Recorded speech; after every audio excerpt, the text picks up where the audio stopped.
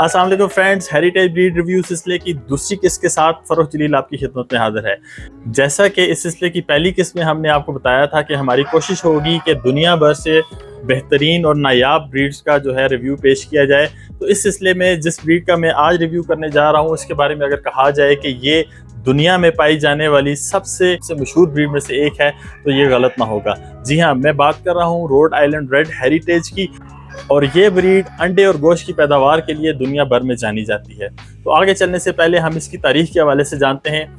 इस ब्रीड को बनाने का सेहरा एक विलियम ट्रिप नामी सेलर के सर जाता है कि जिन्होंने 19वीं सदी के वस्त में अपने एशिया के टूर्स के वापस आते हुए अपने साथ जो है वो माले रूस्टर लेके आए। तो माले रूस्टर है उसको अपनी जो लोकल मुर्गियों के साथ वहाँ पे क्रॉस करवाया और ख्याल किया जाता है कि उस वक्त उनके पास जो है वो ब्राउन लेग हॉर्न मुर्गियाँ थी जो कि अंडे के लिहाज से बहुत अच्छी ब्रीड है।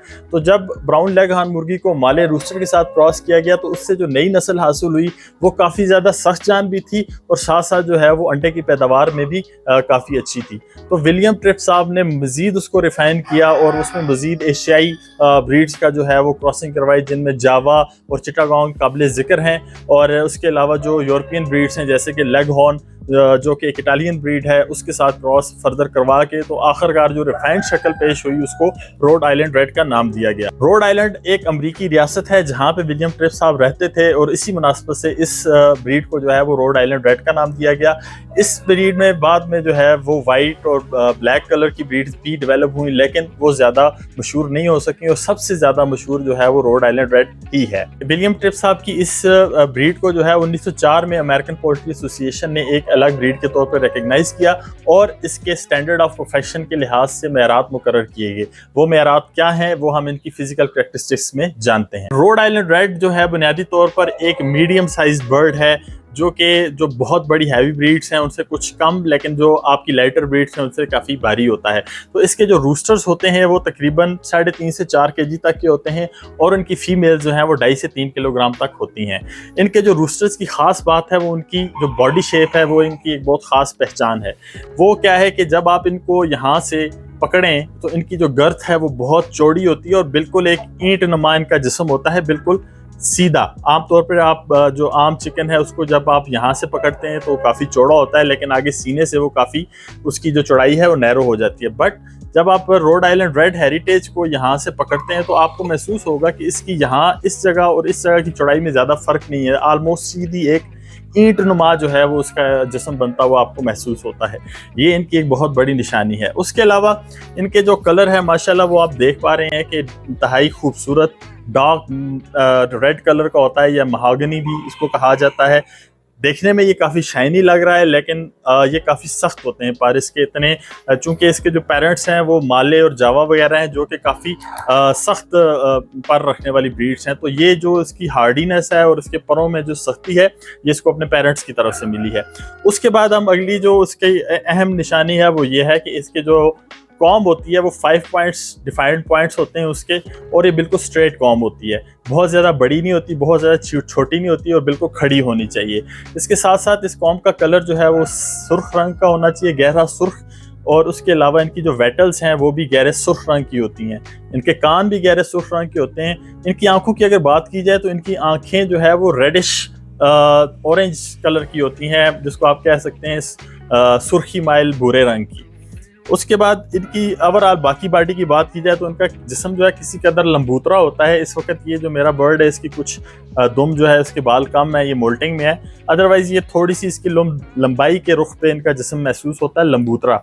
उसके अलावा अगर इनकी फर्दर निशानियों की बात की जाए तो इसकी जो लेग कलर है वो बिल्कुल येलो होना चाहिए और ब्राइट येलो कलर के बर्ड जो है वो आपको क्वालिटी में सबसे अच्छे होते हैं। इसके अलावा इनका स्किन कलर भी येलो होता है और इनकी 4 टोज होती हैं और इनकी जो चोंच है वो भी सुर्ख रंग की होनी चाहिए या हॉर्न कलर भी जिसको कहा जाता है, और बिल्कुल छोटी और स्ट्रॉन्ग बीक होती है लेकिन सुर्ख रंग में होती है। सिंगल कॉम के अलावा ये जो ब्रीड है ये रोज़ कॉम में भी पाई जाती है लेकिन रोज़ कॉम में काफ़ी कम देखने को मिलती है और रोज़ कॉम के जो बर्ड हैं वो किसी कदर इससे हल्के होते हैं, जिस्मानी साख्त उनकी थोड़ी सी मुख्तलिफ होती है। अब बात कर लेते हैं इनकी प्रोडक्शन की। तो ये अंडे के लिहाज से दुनिया भर में प्योर ब्रीड में सबसे ज़्यादा जो है वो मशहूर ब्रीड है अंडे के लिहाज से, अंडे की पैदावार के लिहाज से। और आमतौर पर ये 250 से 280 अंडे जो है वो साल में देते हैं, जो इनके प्रोडक्शन स्ट्रेन्स हैं। लेकिन जो शो बर्ड स्ट्रेन्स हैं, जैसे कि ये मेरे हाथ में एक शो बर्ड स्ट्रेन आपको नज़र आ रहा है, इस तरह की जो ब्लड लाइन्स हैं ये तकरीबन 2 से सवा 200 अंडे साल में देती हैं। लेकिन इनका जो अंडे देने का पीरियड होता है वो काफ़ी लंबा होता है। जो स्पैन है उनका, अंडे प्रोडक्टिव स्पैन है, वो काफ़ी ज़्यादा होता है, जो कि आप कह लें कि 6 से 8 साल तक ये आपको मुसलसल अगर आप इनकी केयर करें और अच्छी फीड इनको देते रहें तो ये आपको इतना अर्सा अंडे दे सकती हैं। इनकी एक ख़ास बात यह है कि ये हर तरह के मौसम में सर्वाइव कर जाती हैं और ये इनकी सलाहियत है कि ये हर जगह अडॉप्ट कर लेते हैं और अपनी जो प्रोडक्शन है वो बुरे हालात में भी अपनी प्रोडक्शन जारी रखते हैं, जो कि इनको बाकी ब्रीड से मुमताज़ करती है। तो अगर आप अपने बैकयार्ड चिकन के हवाले से या घर में कुछ मुर्गियाँ पालना चाहते हैं जो कि अंडे की पैदावार जिनकी अच्छी और जो कि सख्त जान हो, तो ये ब्रीड जो है वो आपकी चॉइस होनी चाहिए। इनकी एक और ख़ास बात मैं आपको बताता चलूँ कि दुनिया भर में इस वक्त जो आपको ब्राउन कलर की मुर्गियाँ मुख्तलिफ नामों से मिल रही हैं, जैसे कि गोल्डन कॉमेट और लोमन ब्राउन और ये इस तरह के जितने भी आपको मुख्तलिफ ब्राउन कलर की मुर्गियाँ बिक रही हैं ब्राउन अंडे के लिए, उनके पेरेंट्स में ये ब्रीड शामिल है। मतलब ये कि तमाम जो ब्रीड्स हैं ब्राउन कलर की वो रोड आइलैंड रेड के मुख्तलिफ स्ट्रेन से डेवलप की गई हैं। तो ये आप कह सकते हैं कि ब्राउन अंडे देने वाली मुर्गियों का जद्दे अमजद जो है वो रोड आइलैंड है। अब हम बात कर लेते हैं कि वो इनकी कौन सी ख़ास बात है या खुसूसियात हैं जिनकी वजह से ये ब्रीड आपके लिए बेहतरीन साबित हो सकती है। तो सबसे पहले जो मैंने पहले जिक्र कर चुका हूँ कि ये बहुत सख्त जान होती है, हर तरह के मौसमी हालात का मुकाबला करने की सलाहियत रखती है।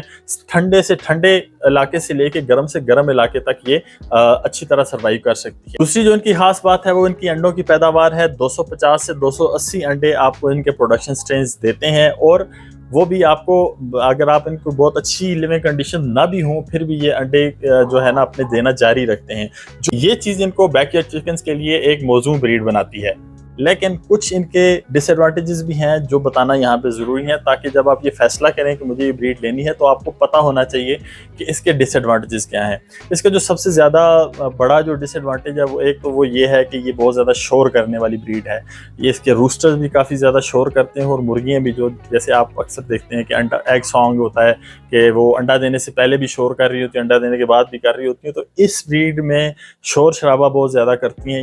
दूसरा नेगेटिव पॉइंट की बात करें तो इनकी जो ग्रोथ होती है वो दूसरी ब्रीड्स के निस्बतन स्लो है। इवन इनका जो प्रोडक्शन स्ट्रेन है वो भी उतनी स्पीड से ग्रो नहीं करता जितनी कि दूसरी आपकी कमर्शियल ब्रीड्स हैं, जैसे लोमन ब्राउन है या ऑस्ट्रेलॉप की बात करें, उसके मुकाबले में इनकी जो ग्रोथ है वो काफ़ी स्लो होती है, थोड़ा लेट मैच्योर होते हैं और लेट अंडा शुरू करते हैं। इनके जो रूस्टर्स हैं, जो इनके मेल्स हैं, वो बाज़ औक़ात काफ़ी वो सीले भी होते हैं। ख़ासतौर पे जो प्रोडक्शन स्ट्रेन्स के रूस्टर्स हैं वो एग्रेसिव होते हैं और बाज़ औक़ात वो बच्चों पे हमला भी करते हैं। तो इस हवाले से अगर आपके घर में बिल्कुल छोटे बच्चे हैं तो फिर इनको रखने से पहले आपको ये चीज़ जो है ना वो कंसीडर ज़रूर करनी है कि ये काफ़ी एग्रेसिव भी हो सकते हैं। नॉट ऑल, लेकिन कभी कभार कोई ना कोई रूस्टर का काफ़ी एग्रेसिव निकल आता है।